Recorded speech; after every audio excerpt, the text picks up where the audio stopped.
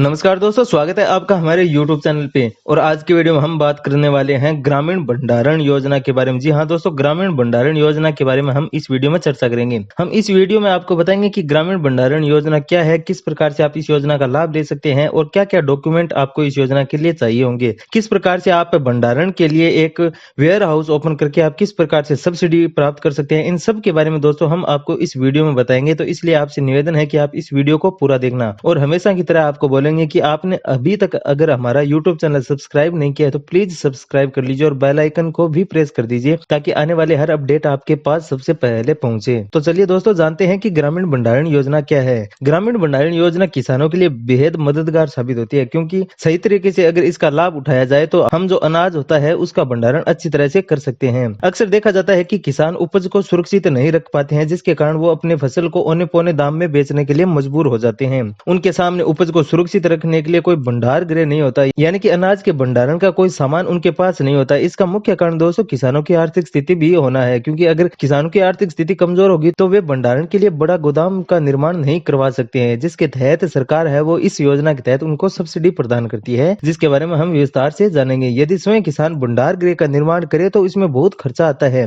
और एक साधारण किसान के बस की बात नहीं होती है। अब किसान को पुराने तरीकों के छोड़कर स्मार्ट बनाना होगा और उसे अपनी उपज को सुरक्षित रखने के लिए सरकार के भंडारण का लाभ व्यावसायिक रूप से अपनाना होगा, यानी कि ये सरकार के द्वारा इस योजना का लाभ आप प्राप्त कर सकते हैं और लंबे समय तक अपने अनाज को सुरक्षित रख सकते हैं। अब जानते हैं दोस्तों कि ग्रामीण भंडारण योजना की शुरुआत कब हुई और क्या है। यह योजना केंद्र सरकार की ओर से वर्ष 2001-2 में शुरू की गई थी। इस योजना का मुख्य उद्देश्य है वह कृषि उत्पादों के भंडारण के लिए गोदाम निर्माण करना है। किसानों सहित कृषि से जुड़ी संस्थाएं भी इस योजना के तहत मदद प्राप्त कर सकती है। इसके लिए सरकार की ओर से गोदामों के निर्माण के लिए ऋण दिया जाता है और साथ ही इसमें सरकार सब्सिडी भी प्रदान करती है। यानी कि दोस्तों, अगर आप भंडारण का निर्माण करते हैं, वेयर हाउस का निर्माण करते हैं, तो सरकार आपको ऋण प्रदान करेगी और उस पे आपको सरकार सब्सिडी भी प्रदान करेगी, ताकि आप अपने अनाज को सुरक्षित रखने के लिए एक बड़े वेयर हाउस का निर्माण कर सके। अब जानते हैं कि दोस्तों की ग्रामीण भंडारण योजना का उद्देश्य क्या है। तो मुख्य उद्देश्य तो इसका यही है कि जो किसान भाई है वे अपने अनाज को सुरक्षित रख सकते हैं, जिसके कारण उनको औने पौने दामों में अपने अनाज को बेचने के लिए मजबूर नहीं होना पड़ेगा। लेकिन कुछ खास उद्देश्य है, उनके बारे में भी हम जानते हैं। इस कार्यक्रम का मुख्य उद्देश्य कृषि उपज और संसाधित कृषि उत्पादों के भंडारण की किसानों को जरूरतें पूरी करना है और साथ ही ग्रामीण क्षेत्रों में पूर्ण सुविधाओं के साथ वैज्ञानिक भंडारण क्षमता का निर्माण करना है। कृषि उपज के बाजार मूल्य में सुधार के लिए ग्रेडिंग, मानकीकरण और गुणवत्ता नियंत्रण को बढ़ावा भी देना है और वायदा वित्त व्यवस्था और बाजार ऋण सुविधा प्रदान करते हुए फसल कटाई के तुरंत बाद संकट और दबावों के कारण फसल बेचने की किसानों की मजबूरी समाप्त करना है। यानी कि आप अगर फसल कटाई कर लेते हैं तो मजबूरन आपको सस्ते भाव में अनाज को बेचना पड़ता है, लेकिन भंडारण का निर्माण करने के बाद में ऐसा कुछ नहीं होगा। कृषि जिंसों के संदर्भ में राष्ट्रीय गोदाम प्रणाली प्राप्तियों की शुरुआत करते हुए देश में कृषि विपणन ढांचा मजबूत करना शामिल है। यानी कि इसका एक उद्देश्य यह भी है। इसके जरिए निजी और सहकारी क्षेत्र को देश में भंडारण के ढांचे के निर्माण में निवेश के लिए प्रेरित करते हुए कृषि क्षेत्र में लागत कम करने में मदद की जा सकती है। इस योजना का ये उद्देश्य है दोस्तों, जिनके बारे में आप डिटेल में जानना चाहें तो इस वेबसाइट का लिंक है वो मैं आपको डिस्क्रिप्शन में दे दूंगा, आप वहां पर देखकर भी इस योजना के बारे में डिटेल में जान सकते हैं। अब बात करते हैं दोस्तों की इस योजना का लाभ है वह कौन कौन ले सकते हैं, यानी कि कौन कौन ऐसे व्यक्ति हैं जो कि ग्रामीण भंडारण योजना के लिए पात्र हैं। ग्रामीण गोदाम के निर्माण की परियोजना देश भर में व्यक्तियों, किसानों, कृषक उत्पाद समूह है, प्रतिष्ठानों, गैर सरकारी संगठन, स्वयं सहायता समूह, कंपनियां, निगमों, सहकारी संगठनों, परिसंघों और कृषि उपज विपणन समिति द्वारा शुरू की जा सकती है। यानी कि दोस्तों ये इतने लोग हैं जो कि ग्रामीण भंडारण योजना के तहत आवेदन कर सकते हैं, लोन प्राप्त कर सकते हैं और एक बड़े वेयर हाउस का निर्माण कर सकते हैं, यानी कि इस योजना का लाभ ले सकते हैं। इनकी लिस्ट मैं आपको डिस्क्रिप्शन में दे दूंगा, आप वहां पर जाकर के देख सकते हैं। अब बात करते हैं कि दोस्तों ग्रामीण भंडारण योजना में आवेदन करने के लिए आप में क्या क्या पात्रता होनी चाहिए, यानी कि क्या क्या पात्रता आप में होगी तभी आप इस योजना में आवेदन कर सकते हैं और इस योजना का लाभ प्राप्त कर सकते हैं। इस योजना के तहत वायदा ऋण सुविधा प्रदान की जाती है। इसके लिए आपको बैंक से संपर्क करना होगा। ग्रामीण भंडारण योजना के तहत बने गोदामों में अपनी उपज रखने वाले किसानों को ही उपज गिरवी रखकर वायदा ऋण प्राप्त करने का पात्र समझा जाएगा। और वहीं खाद्य प्रसंस्करण उद्योग मंत्रालय द्वारा प्रोन्नत फूड पार्कों में बनाए जाने वाले ग्रामीण गोदाम भी इस कार्यक्रम के अंतर्गत सहायता प्राप्त करने के लिए पात्र है। यानी कि ये वे लोग हैं जो कि इस योजना के तहत आवेदन कर सकते हैं और इस योजना के लिए पात्र हैं। कोई भी योजना हो दोस्तों, उसमें आवेदन करने के लिए कुछ न कुछ शर्तें जरूर रखी होती है। उसी प्रकार ग्रामीण भंडारण योजना में आवेदन करने के लिए आपको कुछ शर्तों का पालन करना होगा, जो कि इस प्रकार से है। वायदा ऋणों के नियमों एवं शर्तों, ब्याज दर, गिरवी रखने की अवधि, राशि आदि का निर्धारण रिजर्व बैंक या फिर नाबार्ड के द्वारा जारी दिशा निर्देशों और वित्तीय संस्थाओं द्वारा अपनाई जाने वाली सामान्य बैंकिंग पद्धतियों परिस्थितियों के अनुसार किया जाएगा। इस योजना के तहत आवेदक को ऋण पर सब्सिडी प्रदान की जाएगी जो संस्थागत ऋण से संबंधित होती है और केवल ऐसी परियोजनाओं के लिए दी जाती है जो वाणिज्यिक बैंकों, ग्रामीण क्षेत्रीय बैंकों, राज्य सहकारी बैंकों, राज्य सहकारी कृषि एवं ग्रामीण विकास बैंकों, कृषि विकास वित्त निगमों, शहरी सहकारी बैंकों आदि से वित्त पोषित की गई हो।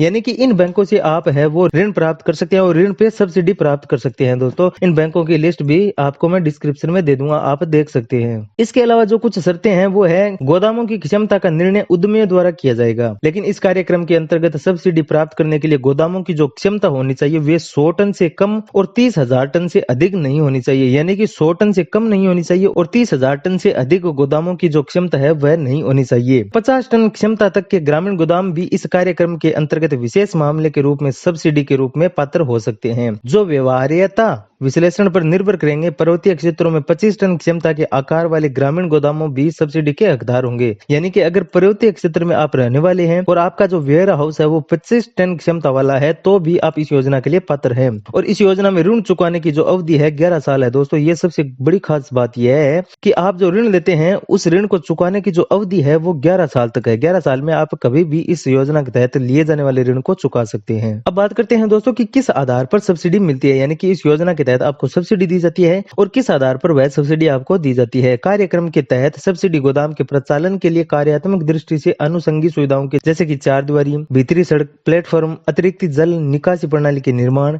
धर्मकांटा लगाने, ग्रेडिंग, पैकेजिंग, गुणवत्ता प्रमाणन, वेयर हाउसिंग सुविधाओं सहित गोदाम के निर्माण की पूंजी लागत पर दी जाती है। यानी कि दोस्तों ये वे सुविधा है जो कि आपके वेयर हाउस में होनी चाहिए जैसे कि चार दीवारी, भीतरी सड़क, प्लेटफॉर्म, आंतरिक जल निकासी प्रणाली के निर्माण आदि ये सुविधाएं आपके वेयर हाउस में होनी चाहिए और इन्हीं सुविधाओं पर आपको सब्सिडी दी जाएगी। यानी कि जो ये सुविधा है ये सुविधा आपको अपने वेयर हाउस में करनी है और इन सुविधाओं पे आप है वो सब्सिडी प्राप्त कर सकते हैं। अब बात करते हैं दोस्तों की इस योजना के तहत जो सब्सिडी की दरें हैं वो क्या रहेंगी। अजा उद्यमियों और इन समुदायों से संबंध सहकारी संगठनों तथा पूर्वोत्तर राज्यों, पर्वतीय क्षेत्रों में स्थित परियोजनाओं के मामले में परियोजना की पूंजी लागत का 1/3 यानी कि 33.33% सब्सिडी के रूप में दिया जाएगा जिसकी अधिकतम सीमा होगी वह 3 करोड़ रुपए तक होगी। किसानों की सभी श्रेणियां, कृषि स्नातकों और सहकारी संगठनों से संबंध परियोजनाओं की पूंजी लागत का 25% सब्सिडी दी जाएगी जिसकी अधिकतम सीमा है वो 2.25 करोड़ रुपए होगी। अन्य सभी श्रेणियों के व्यक्तियों, कंपनियों और निगमों आदि को परियोजना की पूंजी लागत का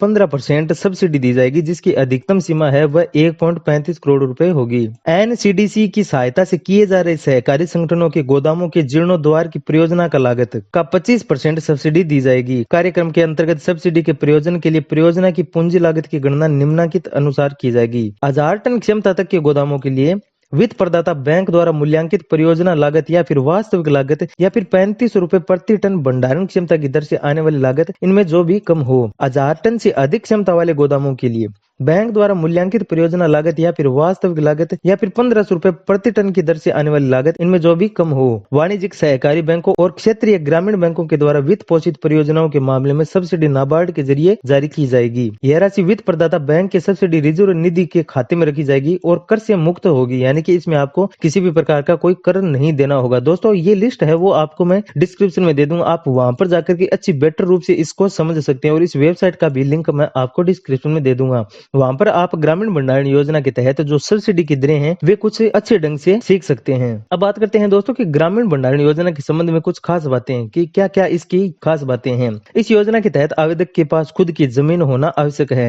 इस योजना के तहत आवेदक किसी भी जगह को गोदाम के निर्माण के लिए चुन सकता है, लेकिन जो गोदाम की जगह नगर निगम की सीमा क्षेत्र से बाहर होनी चाहिए। यानी कि आप जो गोदाम निर्माण कर रहे हैं वह नगर निगम की सीमा से बाहर होना चाहिए। गोदाम की क्षमता का निर्णय आवेदक पे निर्भर करेगा। इस योजना के तहत आवेदक को वैज्ञानिक भंडारण का निर्माण करना होगा। गोदाम इंजीनियर अपेक्षाओं के अनुरूप ढांचागत होने चाहिए। कार्यात्मक दृष्टि से कृषि उपज के भंडारण के उपयुक्त होने चाहिए। आवेदक को इसके योजना के अनुरूप सभी जरूरी कार्यवाही को पूरा करना होगा। इस योजना के तहत आवेदक को गोदाम के लिए लाइसेंस लेना आवश्यक होगा। 1000 टन या फिर उससे अधिक क्षमता वाले गोदाम केंद्रीय भंडारण निगम से यानी कि CWC मान्यता प्राप्त होने चाहिए। यानी कि दोस्तों अगर आप 1000 टन या फिर इससे अधिक क्षमता का अगर आप भंडारण ओपन करते हैं तो आपको केंद्रीय केंद्रीय भंडारण निगम से मान्यता प्राप्त लेनी होगी। इस योजना के तहत गोदाम की जो न्यूनतम क्षमता 50 मीट्रिक टन और अधिकतम 10,000 मीट्रिक टन होगी। गोदाम की ऊंचाई 4 से 5 मीटर से कम नहीं होनी चाहिए। गोदाम मालिक को ही गोदाम का बीमा कराना होगा। यह जिम्मेदारी गोदाम मालिक की खुद की होगी।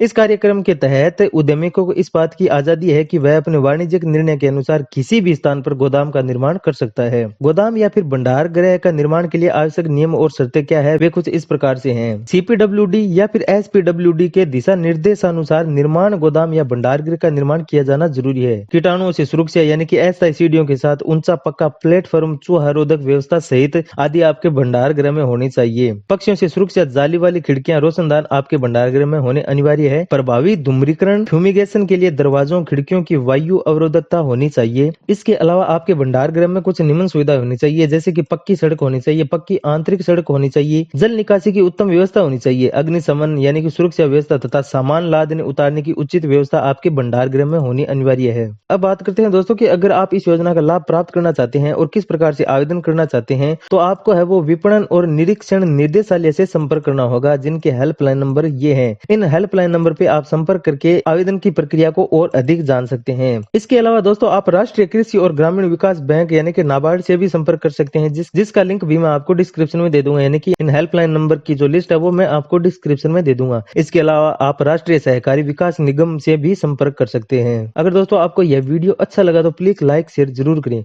और इसी प्रकार की सरकारी योजनाओं के बारे में जानकारी प्राप्त करने के लिए आप इस चैनल को सब्सक्राइब जरूर करें।